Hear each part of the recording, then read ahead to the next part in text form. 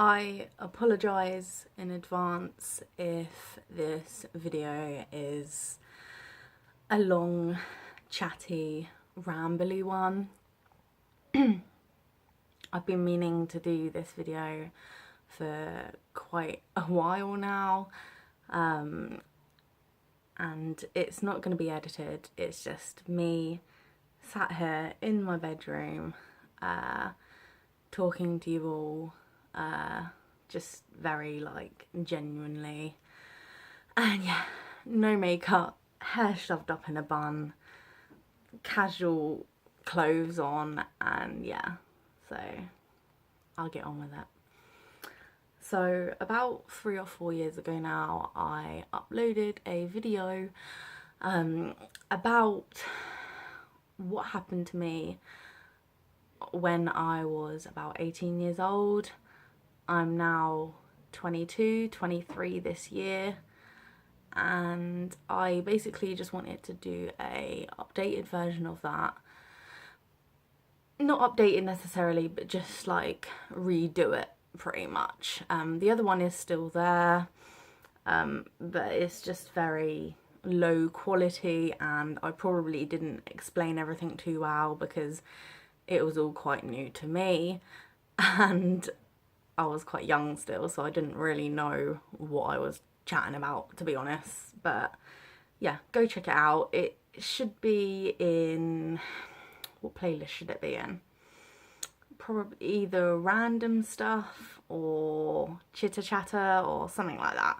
But it's called something like becoming severely sight impaired and hydrocephalus or something like that. But yeah, go find it, go check it out if you want to watch the original version of this. But yeah, so when I was 18 pretty much, I noticed that my eyesight was going a bit weird. I had a problem with seeing what colours were which, and my partner Oliver, which is now my fiance, said we need to get you an optician's appointment. So, and I didn't really want to. I said, no, it's probably okay. It's probably just because I'm stressed and I don't know, tired and things like that. So, but anyway, he still made me. he sort of, well, he didn't make me, but he sort of encouraged me, really encouraged me a lot to go and make an optician's appointment. So I did, and it came to it. We both went together because obviously he wanted to support me and see what was going on as well. So then we both went, and the man looked at the back of my eyes with his special torch thing, I don't know what they're called, and he sat back, and I had to read some charts and all that sort of thing as well. And he sat back and said, just hang on 1 second, and he sort of went out the room. And then he came back, I think. I mean, this was all about 18, 19, 20, over 4 years ago. So I have bad memory as it is.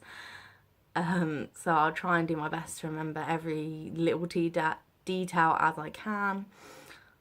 But yeah, he basically came back and said, you need to go to the hospital. You've got pressure at the back of your eyes and you need to go to the hospital. So I was like, okay, what? And I was talking to this woman on the phone at the optician's. She was saying, you need to come in later today, well, as soon as possible, I don't know, about 4:30 or something like that. And I said, okay, didn't really know what was going on. So anyway, we went there later on a bit that day, and Oliver came with me, and they had another little look and things like that. Spoke to me, and I think they said, what was it they said? I had to have was that day? I can't remember. I think I had to have a lumbar puncture, which is basically a big needle in the back of the bottom of your back, a bit like an epidural if you've ever had one of them. I haven't, because I've never had the need to, but it's a bit like an epidural if you've had one of them, but it's not very nice. That is one thing I hated about this whole experience that happened. I really didn't like it. It was horrible. I was literally crying my eyes out. Like, I didn't know what was going on. I was having this big ass needle shoved in my back, and they were like poking and prodding. It was basically to release some of the fluid that was like around my brain, because obviously they said that I had a condition called hydrocephalus, and that is where there's too much build-up of the water around your brain and it causes pressure. Normally people get headaches as their symptom, but mine was like my eyesight, because it caused the pressure to the back of my eyes, and then that was what was causing my bad eyesight. Sorry, I just need a bit of water. My mouth's like drying up. Just got this little tumbler glass here with some water. So yeah, I had to have a lumbar puncture. It was horrible. And then I don't know if that was the first day that I went up to the hospital or if that was the second day. I can't remember the whole experience, but oh god. So yeah, so I had the lumbar puncture, blah blah blah. They said I had hydrocephalus and all that sort of thing, and I think I went home at one point, and that was at like 2 or 3 o'clock in the morning. That was the first day I went, and I can't remember if it was a lumbar puncture I had then or if I had it the next day when they told me to come back the next day. And we didn't leave until about 2 or 3 in the morning, and they said you need to come back up tomorrow at 10 a.m. Okay. Right, okay. So we got there and I was admitted to stay in hospital, and they basically confirmed that I had hydrocephalus, and they were going over lots of options of things I could have done, and things I could do to obviously help treat it. There's no cure for hydrocephalus. There's not a cure for an awful lot of things these days, but there's treatments. So one of the treatments that I've got, well, the treatment that I have got is a VP shunt, and it's basically a tube that starts at the top of my head, and I don't know whereabouts it goes, whether it's like, I can't imagine it going through the brain. So I would imagine it starts at the top and then goes like round the brain, maybe? I don't know. But like I said, I'm not an expert at all this sort of thing. I don't know everything, like scientific and all that sort of thing. So if you do want to go and check that all out properly, then go look it up online. Yeah, it's a tube that starts at the top of my head, about sort of here, and then it goes down to the side, goes down my neck, down and into my bladder, and then the excess water that builds up around my brain, it will then be let out in my bladder, obviously, when I go for a wee or something like that. So yeah, So that is that. That is the treatment that I decided to have. You could have also got you could have also got a shunt that didn't start at the top of your head. It was just one that sort of went in your stomach, and like it sort of went from the back round to the front of the stomach. But that one didn't seem as good, and you also had to like go for regular lumbar punctures as well every so often, and I was not going for another lumbar puncture. I've had 3 lumbar punctures altogether, because I was in, okay, I'll get on to that. Sorry, I'm all over the place. I don't know how to explain things well enough and properly. So yes, got told I had hydrocephalus, got told what treatments I could have. I chose the VP shunt. They did that surgery. It was all okay. Obviously I was scared and didn't know what was going on, and well, still didn't know what was going on properly. But my family and friends were so supportive. Some of them came and visited me, and yeah, like, bless them, they were just so lovely and supportive, and they had my back, so that was really lovely of them. And yeah, so I'm just trying to think of what to say next. So yeah, I had the surgery. I was only in hospital the first time for about 3 or 4 nights. And so I went home. I was living at Oliver's parents' house at the time. Went back there to live. And a month or so had passed. And within that month, I realised that my eyesight was getting worse. And it's not meant to do that. What had happened to my eyesight was mainly just like the colour. So all my colours were a bit like mucked up. Wasn't seeing like the right colours. But my eyesight was deteriorating in that month. So I was due to go for a checkup appointment, I think. And then I just sort of like mentioned it when I went there and said my eyesight didn't really seem to be getting any better, and it's not really staying stable. So, you know, what's going on?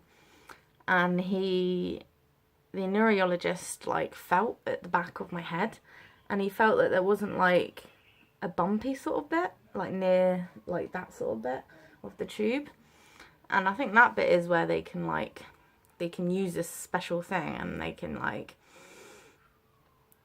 I don't know, they've got like this special gadget type thing, and they can like put it there and help like change the type of pressure that it's doing. I don't know, something like that. And I don't think I had one of them on my tube.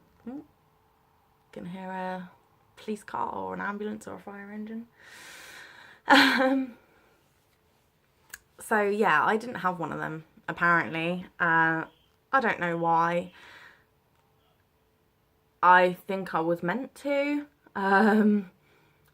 but something had gone wrong, basically, with the top half of my tube. I think it was some sort of new sort of training type tube that they were trying to like experiment with, which I don't know why they did. I know they've got like experiment and things, but for someone that needed it as an emergency, I think they should have just done with, like, gave me the one that they knew was perfectly safe and perfectly, I don't know, a tube that they knew was definitely going to be okay, and, you know, blah blah blah. So I don't know what happened there. So yeah, something went wrong. The top half of my tube had blocked up or something like that.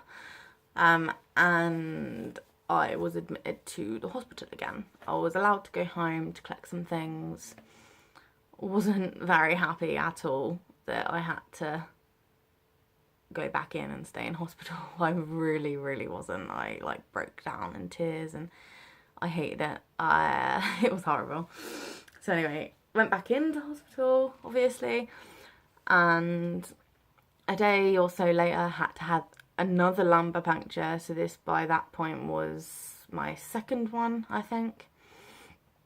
Had to have that lumbar puncture to release any more pressure and any more fluid that was built up.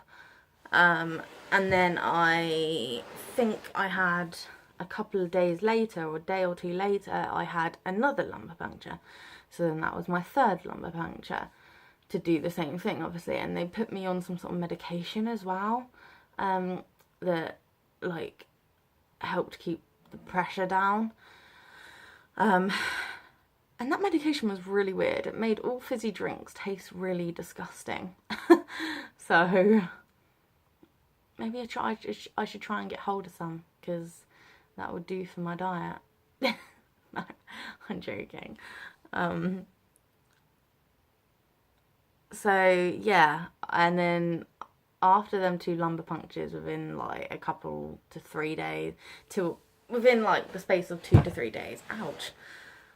Within the space of 2 to 3 days, I had 2 lumbar punctures again, and so that was 3 altogether that I had. And then they took me to surgery again, and they obviously changed the top half of my tube. They didn't need to bother changing the bottom half of it, or I don't know, they said something like that, because that was perfectly fine. It was just the top half of the tube that they changed. So yeah, and that's basically it with the hospital experience. Stayed in a day or two later on after the surgery to recover, went home, and that's it since, basically. Yeah, so that's my life, pretty much. I now have a condition called hydrocephalus, and I am now severely sight impaired. I'm registered severely sight impaired, but on the like certificate of registration for being severely sight impaired or something like that, it's in brackets, it says blind. So I don't really understand that. I don't know. So yeah, I'm okay. Like, I kept strong, I kept on going, and to this day I still am going. Obviously I have my days where I get down because I don't have as much independence anymore as I used to. I can't really go out on my own unless I'm with someone, and I can't do as many things now on my own. And yeah, basically my independence isn't, you know, as good as it used to be. So yes. I'm sorry if I seem a bit like not phased by this, but I really wanted to do this story to you and let all my new subscribers know as well, because they might not have seen the original video. But it's just like samey, you know, because I've told this story so many times. You know, when people would say, oh, what happened? Oh my God, what happened? You know, like, I've gone through this story so many times, it's unreal. So, and as the years are going on, it's getting harder to remember, like, all the little details. But the main things you need to know is I have hydrocephalus and I am severely sight impaired. So, yes, this video is going to be really long. So if you would like to see another video on how my disabilities affect me and, you know, what struggles I have, and, you know, even like the positives that have come out of all this, then let me know in the comments. I really hope you've appreciated this video. Give it a big thumbs up if you did, and if you understand anything that I was saying, like, my head is just like all over the place. I don't really know what to say, but if you're someone out there that has hydrocephalus, or you're severely sight impaired or blind or visually impaired, or, you know, conditions that are similar, then my heart pours out to you, because I know how much of a struggle it is, and I'm here to support you if you need it. But be strong, keep smiling, and yeah, think of the positives that are going to come out of this, or have come out of this. And if you don't think there is any, there will be something. I promise you. One day you will notice what good things have come out of all of this. Everything happens for a reason. So yeah, just keep smiling. Thanks guys. Thanks for listening, and I'll see you later. Bye.